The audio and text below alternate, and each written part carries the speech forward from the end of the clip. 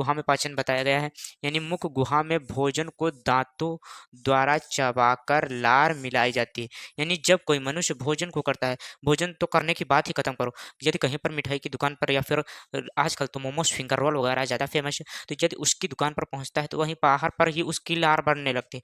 Ptyalin नामक लार उत्पादन होने लगती है, एंजाइम की, टाइलिन एंजाइम की लार उत्पादन होने लगती है। इसमें तो बताया गया है इसे देखने से ही लार बहने लगती है।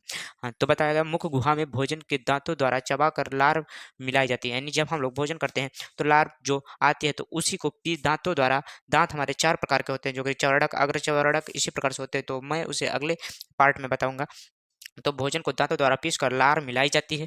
सही बात है। लार में टाइलिन एंजाइम होता है, लार में मैंने बताया टाइलिन एंजाइम होता है जो कि मिलाया जाता है।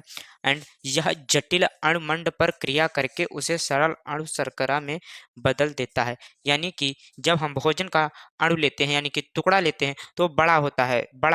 एंड जब दांतों द्वारा पीस देते हैं, यानी कि उसमें लार यानी टाइलिन मिला देते हैं, तो छोटे छोटे अणुओं में टूट जाता है, यानी छोटे छोटे शर्करा बना देता है, छोटे छोटे शर्करा में बदल देता है, यानी सरल अणु में बदल देता है। सरल अणु मतलब छोटे छोटे में बदल देता है। भोजन लेय सा होकर ग्रसनी में निगल द्वार तथा ग्रास नली में से होकर अंत में आमाशय में पहुंचता है।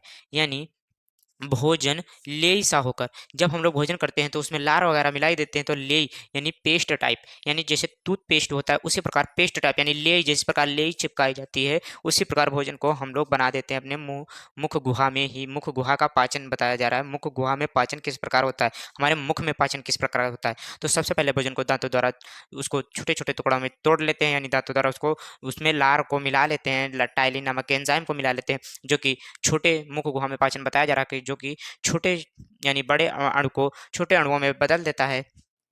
एंड भोजन लेय सा हो जाता है, जो कि जब भोजन हमारा लेय सा हो जाता है तब भोजन जाकर मेरी ग्रसनी, ये जो ग्रसनी बताई गई है यानी ग्रास नली, वही उसी की बात की गई है। ग्रसनी से निगल द्वार, यानी ग्रसनी, ये हमारी ग्रसनी है। निगल द्वार ये घुट्टी जो होती है उससे हम लोग निगलते हैं, उससे क्या करते हैं, निगलते हैं। तो निगल द्वार तथा ग्रास नली से होकर, ये हमारी ग्रास नली है, जब यहाँ पर घुट्टी लगी होती है, जब इससे निगलते हैं तब हमारी ग्रास नली से होकर